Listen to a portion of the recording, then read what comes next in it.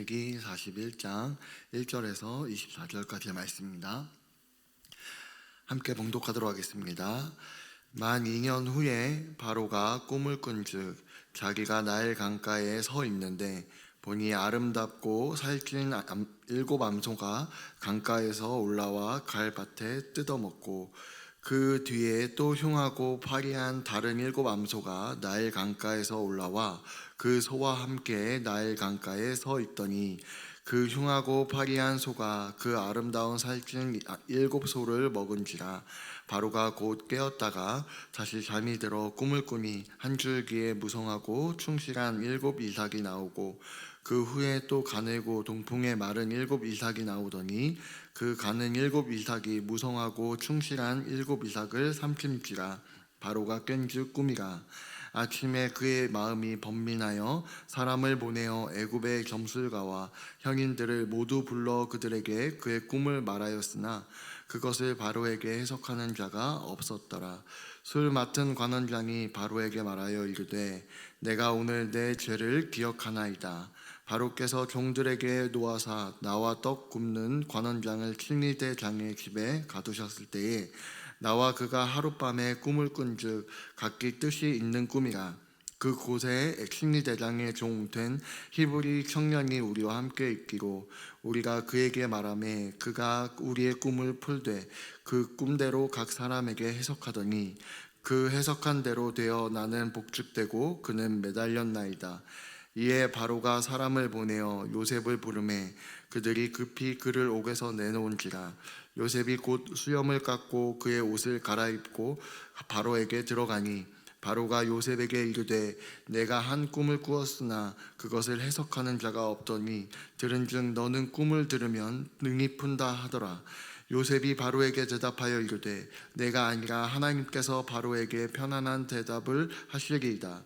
바로가 요셉에게 이르되 내가 꿈에 나일 강가에 서서 보니 살찌고 아름다운 7 암소가 나일 강가에 올라와 갈밭에서 뜯어먹고 그 뒤에 또 약하고 심히 흉하고 파리한 7 암소가 올라오니 그같이 흉한 것들은 애굽 땅에서 내가 아직 보지 못한 것이라. 그 파리하고 흉한 소가 처음에 7 살찐 소를 먹었으나 먹은 듯하지 아니하고 여전히 흉하더라. 내가 곧 깨었다가 다시 꿈에 보니 한 줄기에 무성하고 충실한 7 이삭이 나오고 그 후에 또 가늘고 동풍에 마른 7 이삭이 나더니 그 가는 이삭이 좋은 7 이삭을 삼키더라. 내가 그 꿈을 점술가에게 말하였으나 그것을 내게 풀이해 주는 자가 없느니라. 아멘. 성도 여러분, 우리는 지난 시간 요셉이 억울한 누명을 쓰고 감옥에 갇혔던 사건들을 살펴보았습니다. 그곳에서 요셉은 술 맡은 관원장의 꿈을 해석해 주었고 그는 그의 꿈의 해석처럼 복죽을 정확히 맞추어 줬습니다. 요셉에게 마지막 희망이었습니다. 당신이 잘 되거든 나를 기억하여 이 집에서 나를 건져주소서. 하지만 창세기 40장의 마지막 그 말은 술 맡은 관원장이 요셉을 기억하지 못하고 그를 잊었더라 라는 비정한 문장으로 끝이 납니다. 그렇게 요셉의 시간은 멈추는 듯 보였습니다. 하루, 또 이틀, 한 달, 그리고 무려 2년이라고 하는 시간이 흘렀습니다. 여러분, 감옥에서 2년이 어떠했을지 한번 상상해 보시겠습니까? 매일 아침 창살 사이로 비치는 햇살을 보면서 요셉은 무슨 생각을 했을까요? 아마 처음 몇 달은 발자국 소리만 들려도 관원장이 나를 기억했구나 라며 기대했을 것입니다. 그러나 시간이 흐르면 흐를수록 이 기대는 실망으로, 그리고 그 실망은 고독으로 변했을지 모르겠습니다. 하나님, 저를 잊으셨습니까?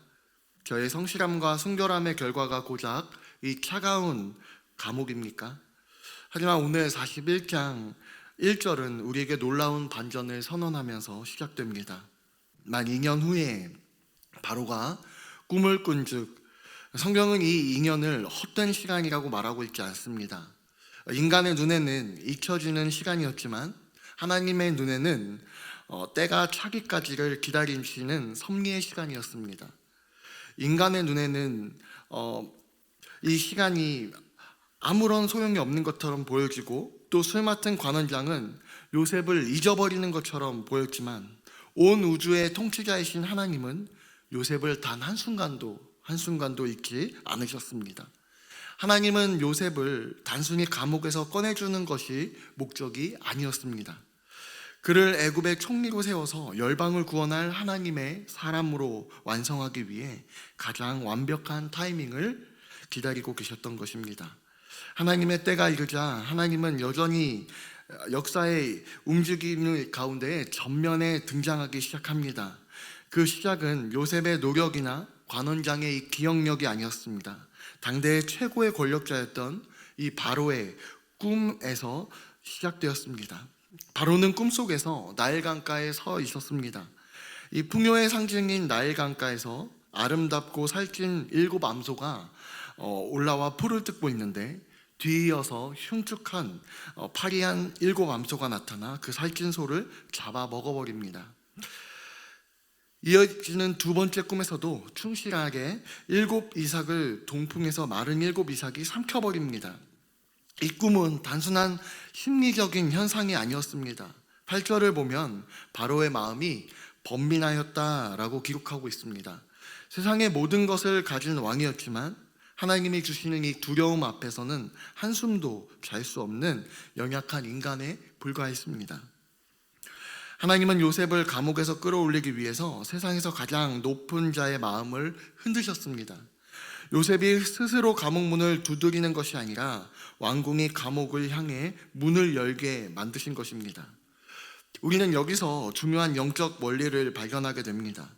우리의 문제를 해결하시는 분은 환경을 움직이시는 하나님이시라는 사실입니다. 애굽의 모든 점술가와 형인들이 소집되었지만 그들 중에 누구도 이 꿈을 해석하지는 못했습니다. 세상의 지혜와 학문은 이 현상을 분석할 수는 있어도 하나님이 경영하시는 미래의 비밀을 풀 수는 없기 때문에 그렇습니다. 인간의 지혜가 파산 선고를 내리는 바로 그 순간에 그 지점이 하나님의 지혜가 나타나는 영광의 자리가 됩니다. 모든 현인이 침묵하고 바로의 분노가 극에 달았을 때에 비로소 술 맡은 관원장이 입을 열게 됩니다. 내가 오늘 내 죄를 기억하나이다. 2년 동안 꽁꽁 얼어붙어 있었던 그의 기억이 하나님의 타이밍에 맞춰서 녹아내리기 시작했습니다. 그는 2년 전에 감옥에 만났던 히브리 청년 요셉을 언급합니다. 여기서 중요한 것은 관원장의 태도입니다. 그는 요셉이 단순히 꿈을 맞추는 사람이 아니라 그가 말한 대로 인생의 생사화복이 결정되었음을 증언합니다. 그러니까 바로는 즉시 사람을 보내 요셉을 부릅니다. 14절의 묘사는 매우 긴박하는데, 이에 바로가 사람을 보내어 요셉을 부르매 그들이 급히 그를 옥에서 내놓은지라.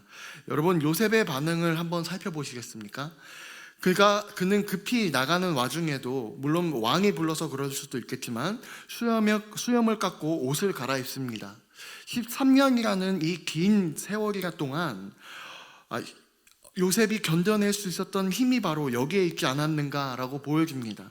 그는 비록 몸은 죄수의 옷을 입고 있었지만 마음은 언제나 하나님 앞에서 단정한 예배자였습니다. 갑작스러운 부름에도 당황하지 않고 왕 앞에 설 준비를 마친 요셉의 모습은 마치 우리에게 기다림의 자세가 어떠해야 하는지를 보여줍니다. 불평하며 세월을 허비하는 것이 아니라 언젠가 하나님이 부르실 그날을 위해 자신을 가꾸고 준비해 오는 것입니다. 이제 요셉이 입었던 이 죄수복은 벗겨지고 사명의 옷으로 갈아입을 준비가 되었습니다. 인생의 긴 겨울이 지나고 드디어 하나님의 봄이 찾아오는 순간이었습니다. 왕 앞에 선 요셉에게 바로는 기대를 담아 묻습니다. 너는 꿈을 들으면 능히 푼다고 하더라. 이 질문은 요셉에게 엄청난 유혹이었을 것입니다. 한마디로 자신의 능력을 과시하면서 당장 이 기옥과 같은 감옥 생활을 청산하고 싶은 보상 심리가 발동할 법도 합니다. 하지만 이 요셉의 대답은 우리의 예상을 뛰어넘습니다. 내가 아니라 하나님께서 바로에게 편안한 대답을 하시리이다.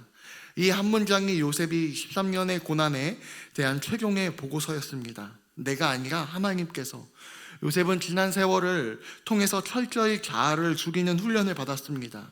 보디발의 집에서도 감옥에서도 그가 배운 유일한 진리는 인생의 주인은 내가 아니며 모든 해석과 주권은 하나님께 있다는 사실이었습니다.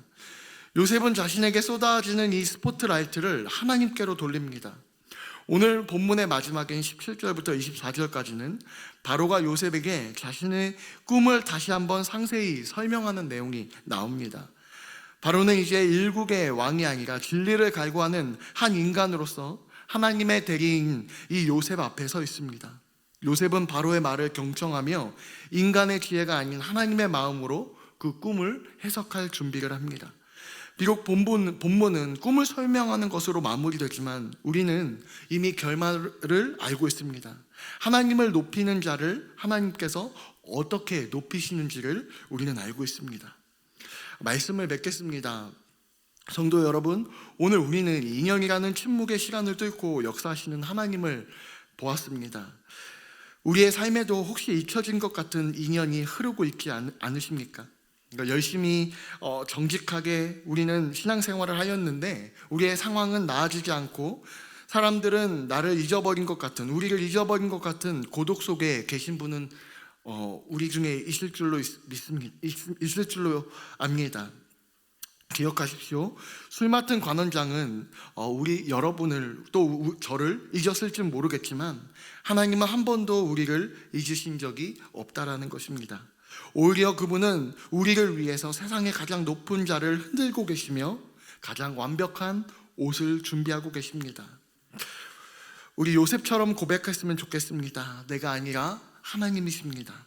나의 실력과 배경이 아니라 오직 하나님의 은혜만이 우리의 인생의 문제를 풀 수 있음을 인정할 때 감옥문은 열리고 사명의 길이 시작될 것입니다. 우리 막막한 현실 앞에도 하나님의 때가 참에 반드시 일하실 주님을 신뢰하며 단정하게 수염을 깎고 또 옷을 갈아입는 마음으로 승리하는 저와 여러분이 되기를 주님의 이름으로 축복합니다. 이 시간 기도하도록 하겠습니다. 하나님 아버지 감사합니다. 또 오늘 이 새벽 하나님 앞에 깨우며 하나님 앞에 예배하며 나아가게 하시니 감사드립니다. 하나님, 오늘 요셉의 성경의 이야기처럼 요셉과 같이 때가 차는 그때까지의 기다림을 잘 견디며 하나님의 그 기다림 가운데 원망의 입술이 아니라 하나님이 하실 일들을 기대하는 자로 우리가 설 수 있도록 주님 붙잡아 주시옵소서. 예수님의 이름으로 기도합니다. 아멘. 지금은 우리 주 예수 그리스도의 은혜와 하나님의 그 크신 사랑과 성령님의 감화감동 역사하시며 놀라운 은혜가 오늘 예배하는 한 사람 한 사람 머리 위에 영원토록 함께 있을지어다. 아멘.